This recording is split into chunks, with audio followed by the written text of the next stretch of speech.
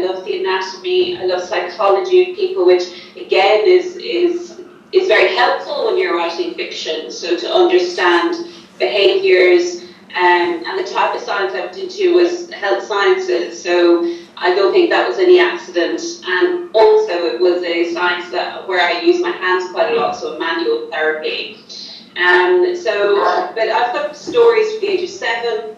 I think my poor English teacher at school, I used to think he would really like me, because when he assigned us 3 essays for homework, I would always be the student. He would say pick one, and I would be the student who would do all 3, thinking, oh, he's up, but I've given him 3 essays to mark. I don't think I was a favourite for that, but yeah, so it's been all my life, really. Yeah. So obviously, writing from a young age, then you obviously went to do a master's degree in creative writing. What did kind of doing a master's in actual creative writing rather than just reading and kind of learning tricks along the way? So kind of what did you gain from that? Really? You can do it. You don't need. I don't feel you need to have a master's to be able to write a novel. However, it did teach me discipline. So within the course of the master's, we were attempting to write a novel. So I did mine part-time because I was running a business at the time. So it basically just meant at the end of those 2 years, I had a novel, I had a work in progress or something to go from. And I think that's quite important to finish something, even if it's not very good, to get to the end of the project. There's something mentally changes in your head that you realise, actually, this is really achievable. If you just keep putting one word after the other, you eventually have a novel. So I think the MA taught me that. It also taught me a lot of, some of the rules. Obviously, that's what all degrees do. And in some ways, that's a good thing. In some ways, it's a bad thing. To have a degree course, there has to be a set of rules that you follow so that it can be marked and you can be graded. Now, really, the only thing you can do with those rules as a writer is learn them so you know when to break them or how to break them. I think that's what all the best writers manipulate the rules, but they understand them first, and an MA does that. And then the third reason why it was so good to do an MA is because I was working full time. I was running a business. I was working as a chiropractor. I had nobody to share my passion with for writing. I was kind of working on my own. So I think that was probably the biggest help to me, was just being in a classroom again, but this time filled with people who had the same motives and drives as myself, who wanted to get to the end of the novel. You probably know, Adam, if you're a writer, how if you're in the middle of a project, your goals, and it's really annoying to other people, because all you want to do is talk about your novel and kind of devices you've read about and books that you've read that use this clever device. And other people are just, my partner used to look at me sometimes when I was writing, and he'd have this peculiar look in his face that you'd think, I'm just watching you concentrate and sitting there staring at the computer, and it looks painful. I don't understand why you do this. He couldn't kind of compute that. But if you do an MA, you are thrown into the bosom of lots of other students and lots of other people who want to do the same thing. So that was probably the biggest enjoyment and help for me doing a master's. Yeah. So obviously going into a creative writing workshop, you have actual writers lecturing and teaching you, and concerning the publishing process, basically you can't really get published and get a popular book without having contact. So kind of how difficult was that for you to try and find someone who was kind of willing to... Yeah, it's very difficult with publishing, you're right. It's very hard. Now that I'm published, I feel like, to be honest, it is quite a plus that it's difficult, because you have to face a lot of rejection in this industry, and you need a thick skin. And I think I was trying to get published for 9 years. I finished my MA. From that moment, I was submitting to literary agents to attempt to get published. I really think if I had been accepted in that first year, I just would have went up and straight back down again. It wouldn't have it wouldn't have been good for me because I don't feel mentally I was ready. The publishing industry is very tough because we're creative individuals, we're sensitive, and our work is our baby. But this is a business, so sometimes even readers might review a book and they're completely entitled to do that. But if they review it and say something about your baby that you spent so many years, it can be really hard to read those things. But for me, I really just, that kind of just goes off my back because I've just had that for so long before I was published. But you're talking about contacts there. Incidentally, I did have many contacts. So I did my MA. The tutor that was over that MA was a tutor called Greg Moss, who was Kate Moss with an E, her husband, who's the author of Labyrinth, Citadel, Burning Chambers, so international bestseller. But I had contacts with them. I had contacts. I'd done many kind of retreats, writing retreats over the years, and had kind of socially built up something of a network, just submitting my novels and my work over years.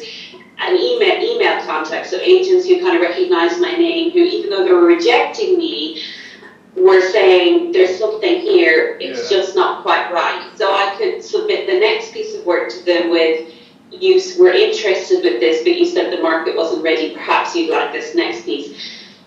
The strange thing is when I finished Too Close to Breathe, I finished that and there was something I knew at that point that was the best thing I had written to date.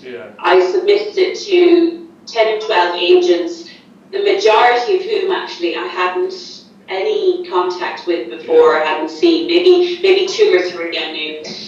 Within 24 hours I started getting full manuscript requests, so it was really, really quick and completely different to the past work I'd submitted, which could take 3-4 months for you to even just get a flat no. And so this, I remember kind of sitting up and going, oh, this is odd, they're really biting the hook here.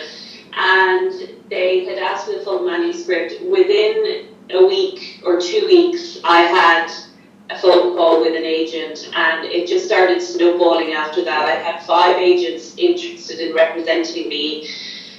Which was just such a crazy, crazy turnaround. You know, I had spent, this was my 4th novel I'd written, so I'd written 4 novels, Close to Breathe was my 4th one, and it was just, it had been rejected all that time, and then suddenly I had 5 agents, and then it was my turn to meet with each of them and to say, well, actually, no, this is the agent that's right for me, I'm going to choose you. And weirdly, I had no relationship with any of those agents. My book had come purely off the slush pile, as they call it, or as my agent calls it, the talent pool, because she doesn't like the phrase slush pile. I had never met them before, I had no relationship with them. So weirdly, apart from confidence, all the kind of contacts and networking I've done in the past, it had absolutely nothing to do and was no help at all when it came to me securing an agent. And then the same again when it came for me to secure a publisher. But it did give me, I guess, an edge in my query letter. So your query letter, when you send it to an agent, is really, really important. And I had many, many years of practice writing these. I began to suss out what worked with agents and what didn't work, and how I needed to shape the novel. And it's a different process to the novel writing. You are trying to, you write your novel as is, what's in your heart and what's in your passion and what you want to write about, and you don't let anything else get in the way of that. But then when you step away from it, you have to look at that novel and somehow communicate to an agent what made you write it in the first place. You have to kind of pick out what would be marketable, because if they can somehow channel what made you sit down and write a book from A to B, if they can understand that, they can then communicate that to the reader. So I think on Too Close to Breathe, the tagline, I've just got the proof here, is find the killer who likes to play dead. That line was in my query letter way back, like way before, a year before this was published, when I sat back to try and convince agents to take me on.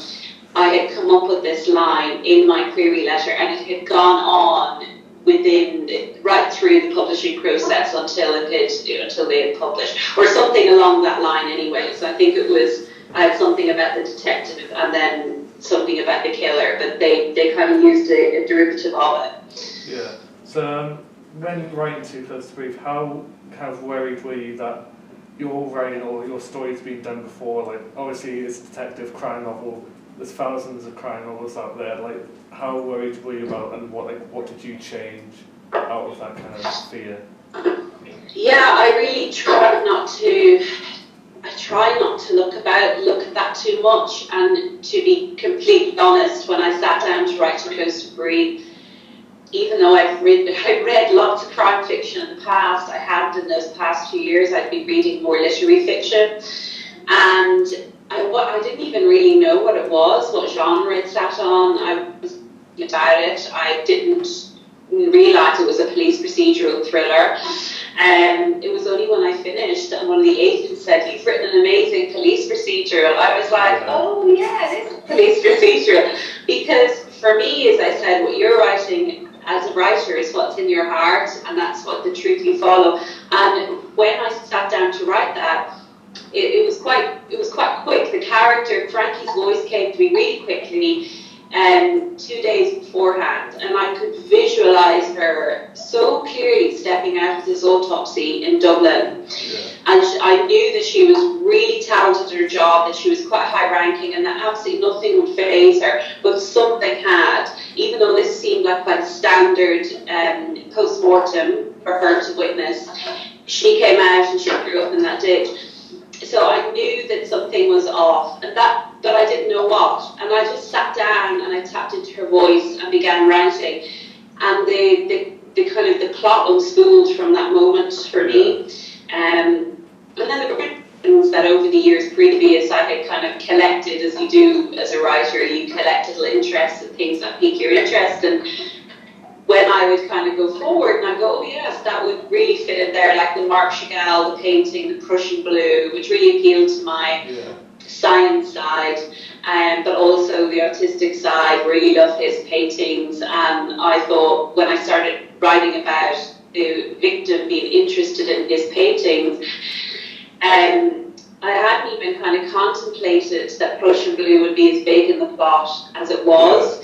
I just loved that colour, and I loved that Chagall used. I had no idea it had all these other science uses. And as I began writing, and then so I thought, oh God, I'm halfway through. I should really rush it. I should really research this Prussian blue and see if I could tease out anything else from it.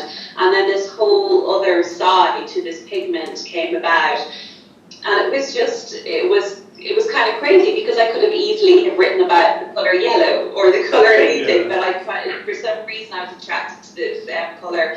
And then it had this magnificent history behind it. I had such an interesting history of how it was created and the various uses it can be used or manipulated in science and in art. So I don't know, I can't remember if I answered your question there, but sorry, Adam. Hang on 1 second. Pause. So, obviously you set Too Close to Breathe in your kind of home place. How much of your own life and how much of the people that you knew throughout your life did you put into the characters that you wrote? Well, I can, as far as I'm aware, maybe subconsciously there might be some elements. I don't know, because I think as a writer you are always minding your own emotions probably more than anything, and it's really important to have empathy with the characters and to put yourself in there. So you can't completely, even though I'm not aware of that, you can't completely remove yourself from your novel. But I'm not aware of using any kind of characters as such in the book. They do tend to come quite easily, the characters' voices in my head. So I know that sounds a little bonkers, but you're a writer, Adam, so you probably have the same thing. If you're really focused and engaged with your work, these characters do come out of nowhere, and you can hear them, and they have their very distinct voices that you are then manipulating through the plot. But with regards to what I might use for real life, for example, in the second book, I remember I'd taken a break from my work and I'd gone to wash the dishes, and just outside our window there was this little web, and the spider was kind of crawling into it. And I was trying to look for something to frame a chapter, but I wanted a kind of foreboding sense of this chapter. It was early on in the second book. And I thought, oh, this if Frankie was looking at this, how would that impact? So that chapter, not the first chapter, but the chapter that I wanted to do this, she describes, just again, she's standing at her flat window and she sees this spider, this little pocket of webs. And then she goes off and she does work to do with her case within her flat, which ends up with a revelation that is it doesn't kind of bode well for her or the case. Yeah. And when she gets up later and looks, there's a little beetle walking up above this web, and his leg snags and he falls down into the web. So the chapter is framed by this real event that happened to me, or not a real event because I didn't see anything fall into the web, but it inspired that kind of foreshadowing that I wanted to put in the novel. And I did try to write romantic fiction. My first book, well, it was a lot than that, and then characters kept dying, so I thought, oh dear, I might be heading towards the darker side of fiction. But yeah, I probably, at some point, I thought maybe this year I might get to start something that was a little bit more sweeping, but it's not looking like it. I think you start, when you finish a book, you think, oh, that hasn't taken me that long, I can squeeze in another. Well, I'm good at toggling between projects.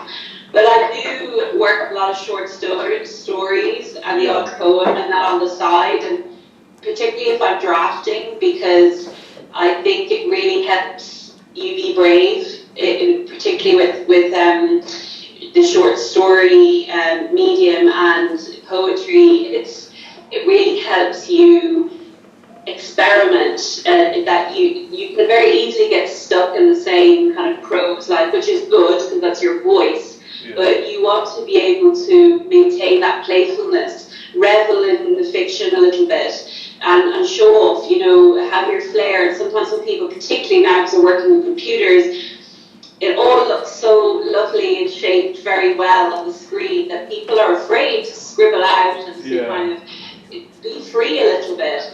And when you read books like, say, George Saunders, Lincoln and Bardo, and you see you can read that and you can tell that author that had so much fun writing that book. No, it took him a long time, and I'm sure he went back and there were hair-pulling moments, but you can feel his energy through the prose. So I think using some of the shorter mediums to experiment and be brave and not be afraid to bring that into your fiction, even if it's more commercial fiction, push the boat a little bit and experiment with what you can do and be brave, really. So I think I do try to do that quite a lot as I'm drafting. At the moment, I'm drafting the fourth book, so I have been doing a lot more small sketches, experimenting and poetry and things to try and keep pushing myself a little bit with the longer prose.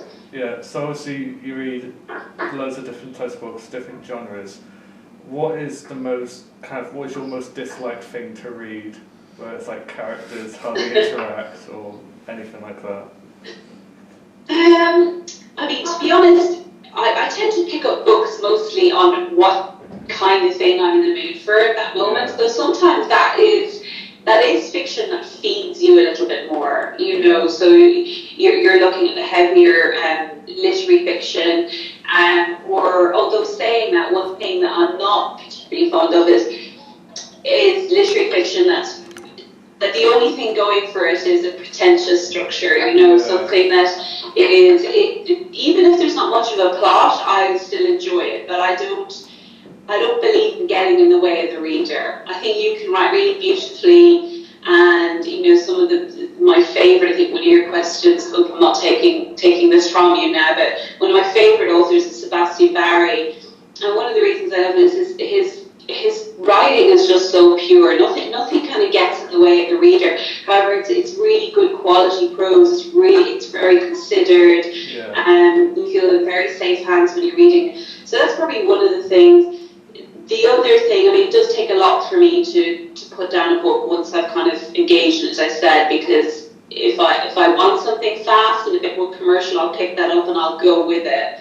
You know, that's the kind of trust in the author. This is the type of book I'm reading, so I'm not going to be judging it on other standards. And the same with literary fiction. If I want something that's a little bit more to fill the creative pot a little bit, that challenges me, then I'll be patient with that book and kind of move forward. But so sometimes I might read something where I feel like the author has been a little lazy. If that's the case, that might get to me, because I think if it was a reader, I probably wouldn't notice. I think when you're a writer, you noticed it. You notice it, and it is annoying actually, because it does sometimes take away the enjoyment of a book that you would have had an issue with, before. But also it's helpful because you can think, well, I won't be doing that because I didn't know when I'm reading this. How annoying it is, you know that.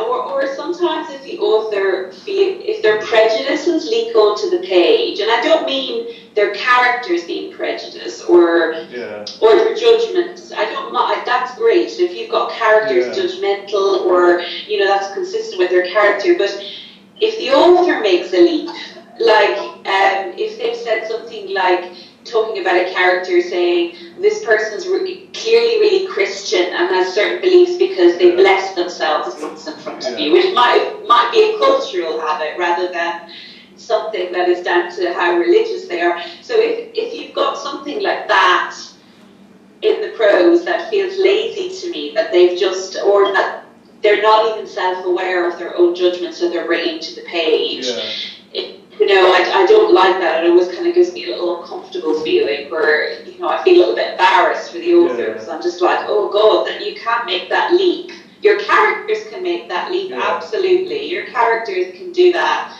You can't do that. So that's probably the only thing. But really, if depending on the genre, I will accept a lot. I will take a lot. Olivia, I promised you 20 minutes and we've already kept you for over half an hour. Have we got time for one more question? All right, whatever you're happy with. Can we do one more question? Yeah, sure. I'll just stop it and then I'll start it again so we've got another short one. Hang on 1 second. Okay, so for final question, what advice would you give to kind of younger writers or writers that are kind of starting out or just kind of experimenting with their own stories? I think just with any craft, just to practice when you can, to listen and to kind of really make sure that you're taking in your surroundings whenever you're working on something. So just even, in the morning if you're going to school, kind of trying to practice with things like sight. So you might think, well, today I'm going to look out for the colour blue, and every time I see the colour blue, I'm going to write about that. And so then 10 or 15 minutes, kind of just free writing. Don't get in the way of yourself. When I did a creative writing class with students before, and they happened to be studying Jekyll and Hyde, and I said, your editor, your inner critic is one side, and your creative is the other, and you can't, in that draft, let yourself get in the way of that, because you disrupt your natural voice. And if that language comes out very simple, and that's fine, you don't need to fluff it up with anything bigger. Sometimes the best word for something is the most obvious. Why have your characters stomp across the room when they can walk across the room? There are things that drag the reader out. If you choose that wrong word, or it feels a little forced, you can kind of pull that reader out. So I think these kind of exercises that make you practice your voice are very helpful. So picking a colour, or perhaps you might, a day in the school, you go, right, at lunchtime I'm going to take my notebook and I'm going to describe the sounds. I'm going to paint the scene by sound. And Patrick Susskind wrote Perfume the entire book is scent, you know, it's about smell and sense, and how he manages to kind of paint that world so vividly is absolutely amazing. So I think practice those elements of craft. When you're reading, read like, you know, if you want to. Sometimes you just want to read like a reader. Read like a writer. So when you're reading and absorbed in a bit of prose, and you find yourself stopping at the end of a paragraph and go, man, that was amazing. Or the author has managed to totally turn you around in a page or two, where you felt something about a character, and then something happened in those pages where now you're going the other way. Yeah. Go back and really look at where that point was as a reader, and analyse it, and then practice it. Take it out and see, well, how can I use that in my prose? Can I practice that technique? I mean, they're the fun part of writing. So is practicing your craft, spotting these devices, and just playing with it a little bit. So